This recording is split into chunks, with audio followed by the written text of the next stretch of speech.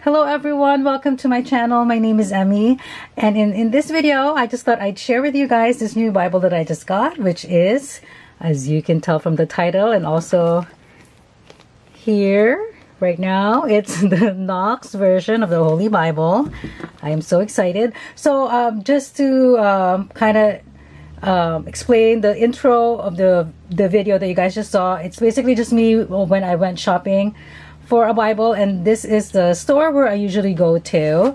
It's Joseph's, and I was able to film really quickly because there was no one else in the store, so I just thought I'd share with you guys some of the Bibles that they had, and also the I call it their prayer book section, which had the liturgy and the hours and all that kind of stuff. So yeah, if you're in Toronto, this is a store I highly recommend. I'm not sponsored or anything. I'm such a super small channel, so just thought I'd let you guys know where I usually get my Catholic religious books and all that beautiful stuff. So yeah, so now let us kind of do an unboxing, I guess. Well, it's not really an unboxing, but let's just take out the wrapper right now. I'm so excited.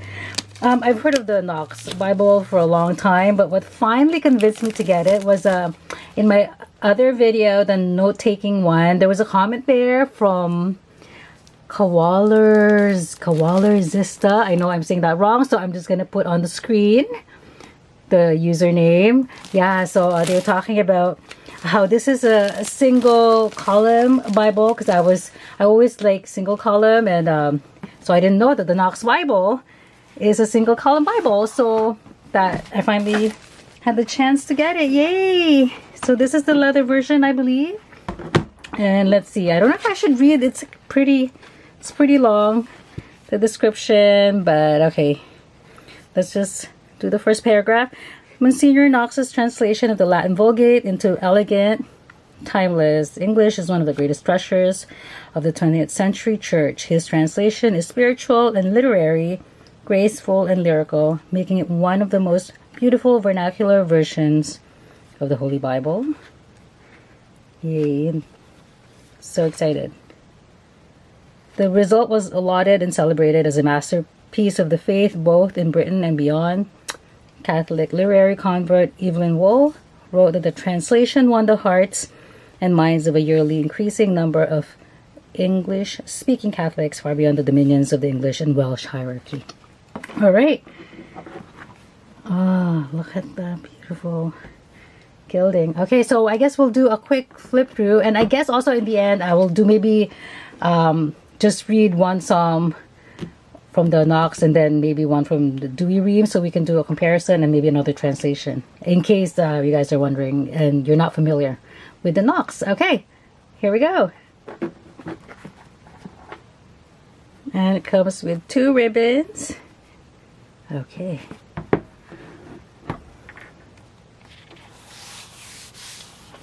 Love the end paper. Very nice. So I forgot to mention, this is by Baronius Press. I'll just do it like this. Alright. See if I can do it closer.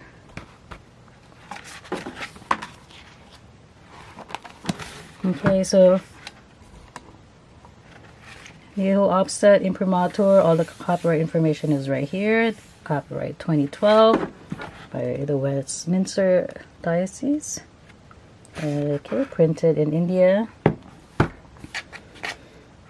Contents: foreword, The Mysteries of Ronald Knox by Scott Hahn. Oh, I didn't know that Dr. Scott Hahn has a foreword, publisher's note, and then books of the Old Testament,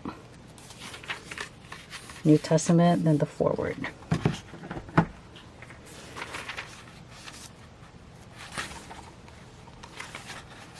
Publisher's note. Okay, paper is really nice. It's the thickness is similar to the Ignatius, the New Ignatius Old and New Testament Study Bible, not the original New Testament one. So this is a lot thinner than that, but yeah, like I said, it's a standard Bible paper. Very nice. Okay, so I'm not gonna do a complete flip through because yeah, that's gonna be crazy. But yeah, it is single column. They're beautiful. So in terms of margin, if you like to take notes, not a lot of space, but still doable if you write really tiny.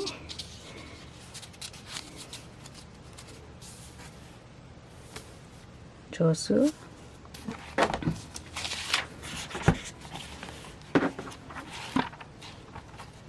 Oh, this feels so good in the hands. So nice.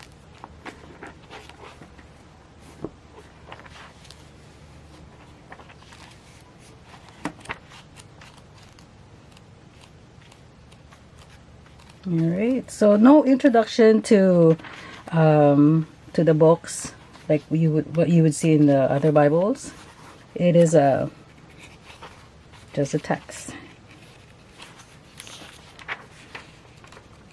So this will be great for your everyday reading, and just if you just want to meditate. Okay, so what I'm gonna do now, let's see what's at the end.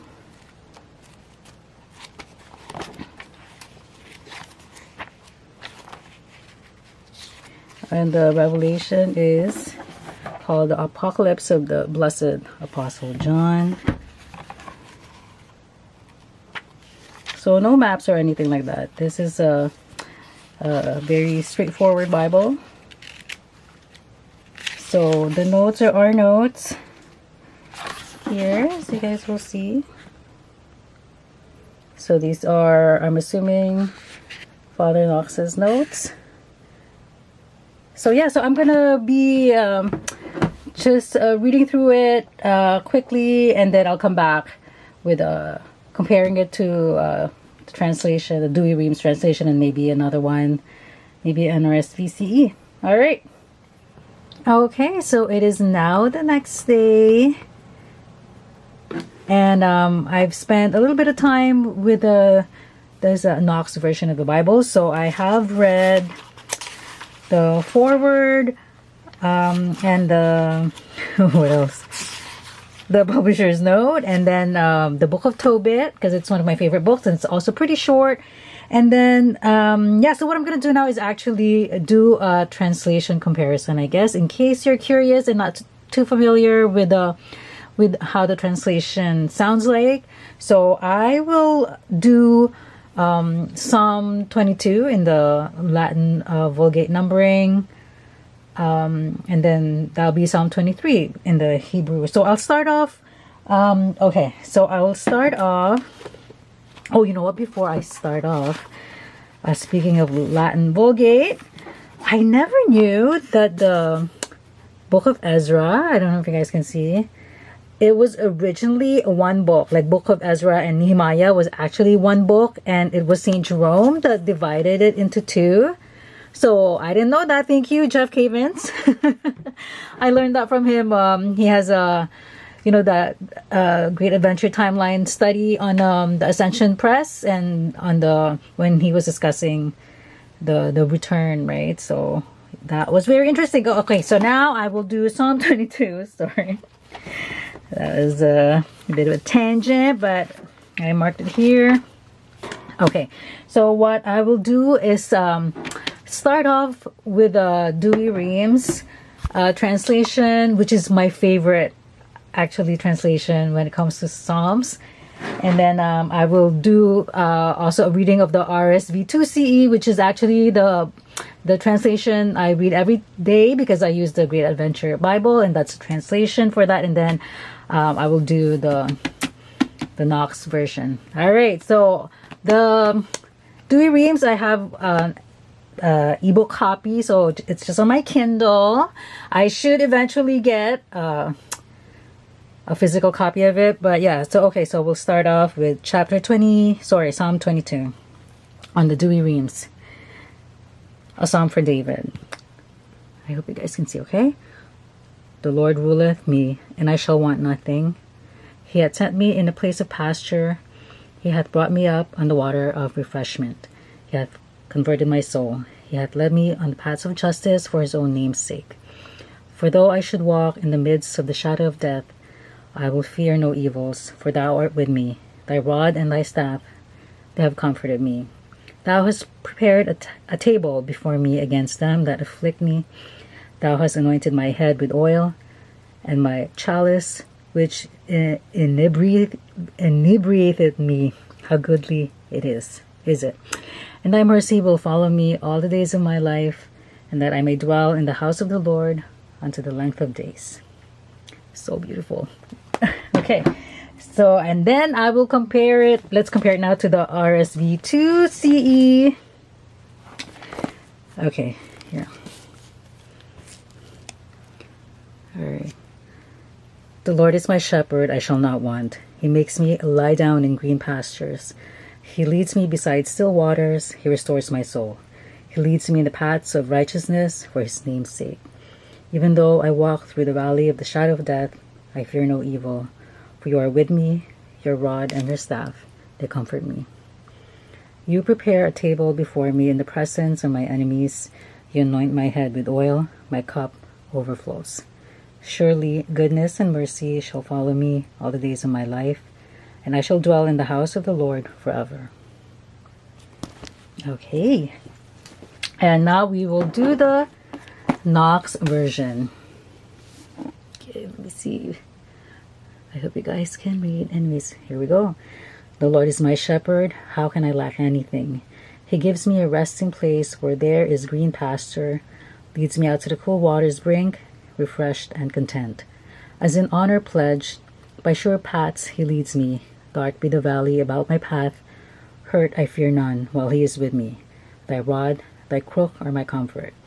Envious my foes watch, while thou dost spread a banquet for me. Richly thou dost anoint my head with oil, well filled my cup.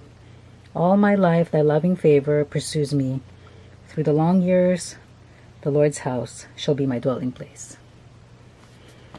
Okay, so just from reading Psalm 23 or 22 in the Latin Vulgate counting, as you guys, well, I noticed anyways, the Knox version is basically like a combination of Douay Rheims and RSV2CE, or more like the modern translation, right? So it has the thou and thee and all the old archaic language, but it also has a modern tone to it, right? So it's certainly not as easily readable, I would think, like in my opinion anyways, as RSV2CE or the neighbor, the NIBRE or the NRSVCE, but it's still pretty modern compared to the Douay Rheims. That's what I find. So, and I read it's a dynamic translation, right? Whereas the Douay Rheims is more word for word.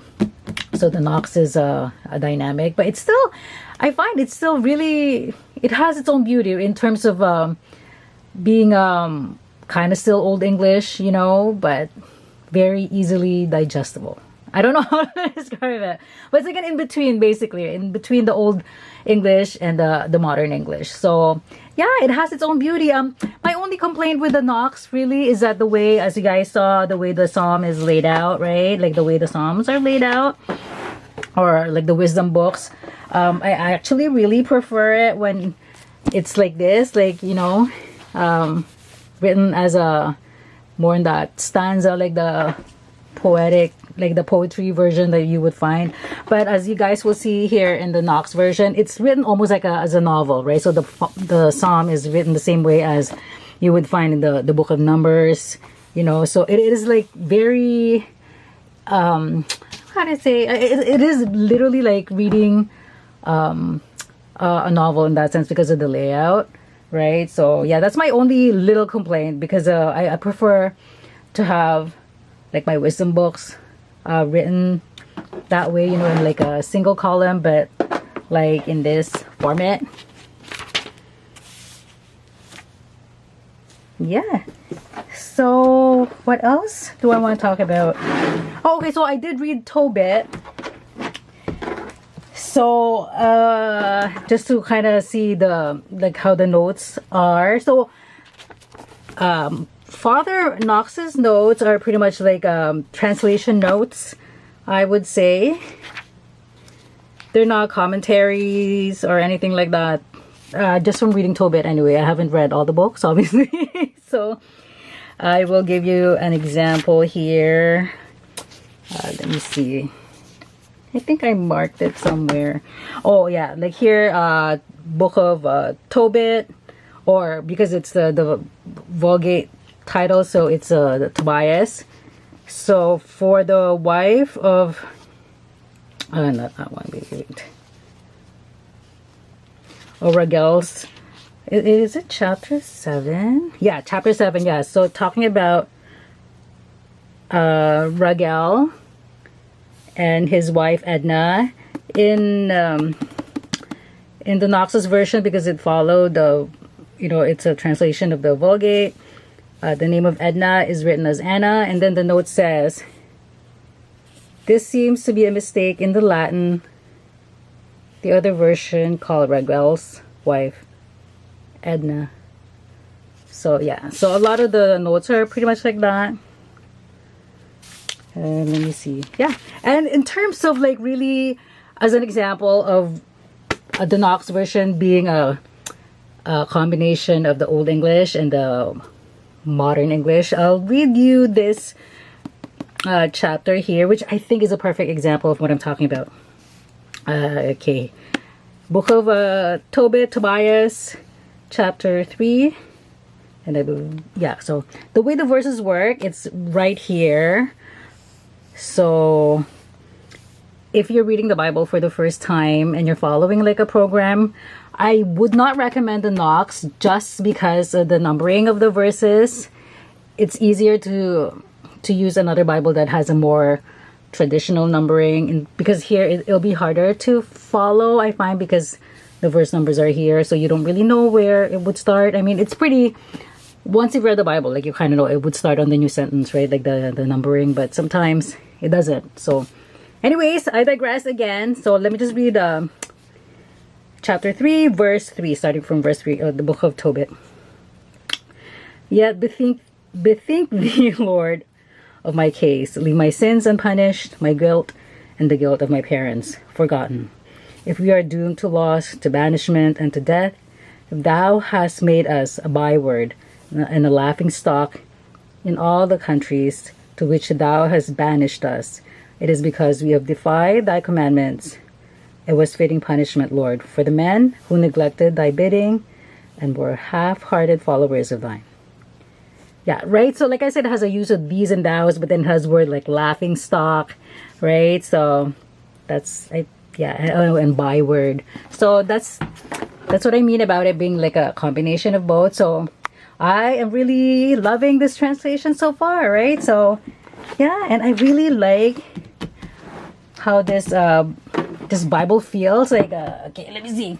This standard version, I think this is the first Bible I have, honestly, that has this measurement. So let me just show it to you guys. So it is the flexible cover, black leather. The hardbound that Baronius Press had out before, I think it's out of stock, and I think it's being discontinued now, I think. So this is what they have now in stock, and I really like it, like the size and the feel of it. Like, this is kind of really petty, but like, when you see priests in movies like holding their Bible, I feel like this is like a perfect example of it. Just like the feel of it, the size, and look at that gilding. I really, really love that gilding. That gold gilding, look how shiny it is. Yeah, and I love the soft cover, the soft flexible cover, they call it. But I think it is bonded leather, but it's still, I still think it's really nice. So I hope it holds up over the years, but we'll see. And what else do I want to talk about? I think that is about it. Okay, I hope this video made sense. And as always, if you guys have any questions, please feel free to comment down below. Don't forget to like and subscribe. God bless.